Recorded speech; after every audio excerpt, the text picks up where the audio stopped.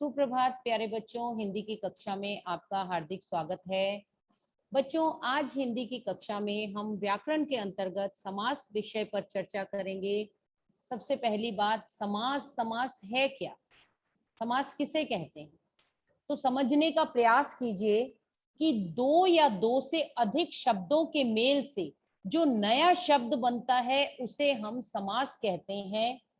और दो या दो से अधिक शब्दों के मेल से जो नया शब्द बनता है उसे हम समस्त पद कहते हैं। जैसे गंगा का जल, दो से अधिक शब्द हैं, इनका जब हमने मेल किया तो समस्त पद हमें प्राप्त हुआ गंगा जल।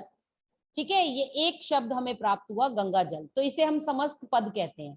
अब इस समस्त पद के बनाने की प्रक्रिया को हम कहेंगे समास। तो क्या समझा आपने? दोबारा से देखिए कि दो या दो से अधिक शब्दों के मेल से जो नया शब्द बनता है उसे हम समस्त पद कहते हैं।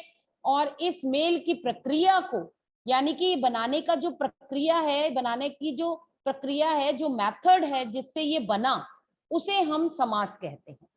अब समास जब है तो समास होने पर बीच की विभक्तियों, शब्दों तथा और आदि अवयवों का लोप हो जाता है। जैसे यहाँ पर उदाहरण के तौर पर दिया गया है गंगा का जल।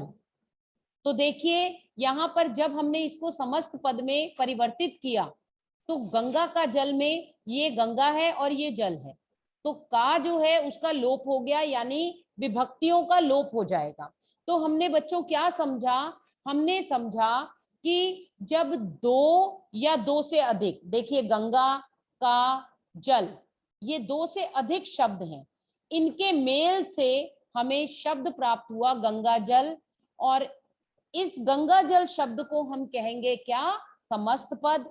और गंगा का जल जो ये हमें विच्छेद करके बताया गया है उसे हम क्या कहेंगे? उसे हम कहेंगे सामासिक विग्रह। ठीक है, यानी समास का विग्रह, उसको एक एक्सपैंडेड फॉर्म में लिखा गया है गंगा का जल। समझ रहे हैं आप? तो गंगा जल हुआ। तो हमने क्या समझा कि दो या दो से अधिक शब्दों के मेल से समस्त पद का निर्माण होता है, और समस्त पद के निर्माण की इस प्रक्रिया को हम क्या कहेंगे? समास कहेंगे। तो बच्चों, आशा है आप इतनी बात समझे होंगे कि हम समास किसे कहते हैं, समस्त पद किसे कहते हैं, और समासिक विग्रह किसे कहते हैं। अब बात आती है, आगे चलेंगे। देखिए समस्त पद, अब समस्त पद हमें प्राप्त हुआ गंगा जल। ठीक है बच्चों, अब गंगा जल जो हमें प्राप्त हुआ, इस शब्द में अगर हम बात करें तो समास में दो पद या शब्द होते हैं। पहले पद को हम पूर्व पद और दूसरे पद को हम उत्तर पद कहते हैं। अब देखिए गंगा जल, यहाँ पर यदि मैं इसको यहाँ पर ब्रेक करती हूँ, इसको विच्छेद करती हूँ इसका शब्द का, तो गंगा जो है वो एक शब्द है और जल जो है वो एक शब्द है। ठीक है, और जब मैं अगर इसको चाहूं इसका विग्रह करना, सामासिक विग्रह करना, तो मुझे प्राप्त होगा गंगा का जल।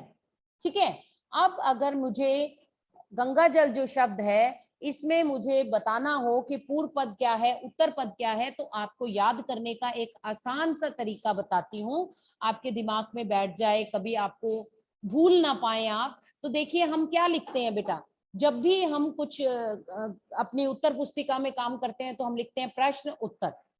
तो प्रश्न पहले आता है, फिर हम उसका उत्तर लिखते हैं।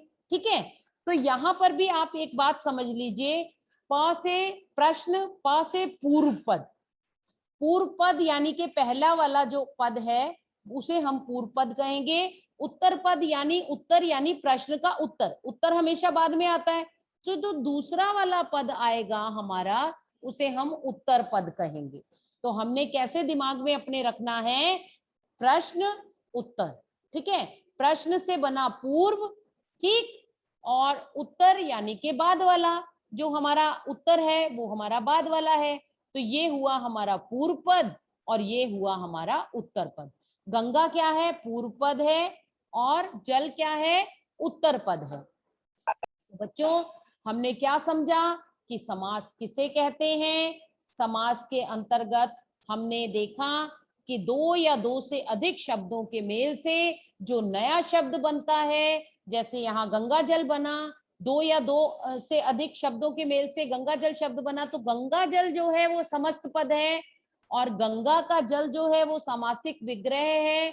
और यदि हम बात करें इसमें पूर्व पद की और उत्तर पद की, तो जो पहले आ रहा है पूर्व यानी पहले, दिमाग में रखिए, प्रश्न उत्तर, जो पहले आया वो प्रश्न, जो बाद में आया वो उत्तर।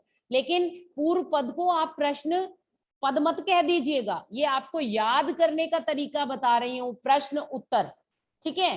तो पूर्व पूर्व पद, उत्तर उत्तर पद, यानी पहले जो आया वो पूर्व और जो बाद में आया वो उत्तर, ठीक है बच्चों।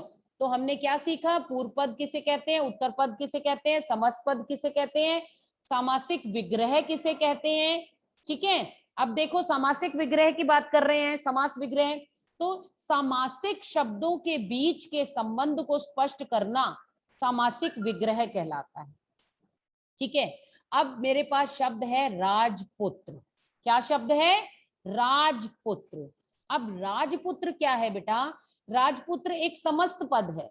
अगर मुझे उसका सामासिक विग्रह करना है, यानी मुझे उसको एक्सपैंडेड फॉर्म में लिखना है, विस्तार से लिखना है, विभक्तियों सहित लिखना है, और यदि मैं उसको संक्षिप्त करके लिखूंगी, स्क्वीज करके लिखूंगी, तो मैं उसे क्या कहूंगी, मैं उसे कहूंगी समस्त पद। और यदि मैं उसको डिटेल में खोलकर विभक्तियों के साथ लिखूंगी, तो मैं उसको कहूंगी सामासिक विग्रह।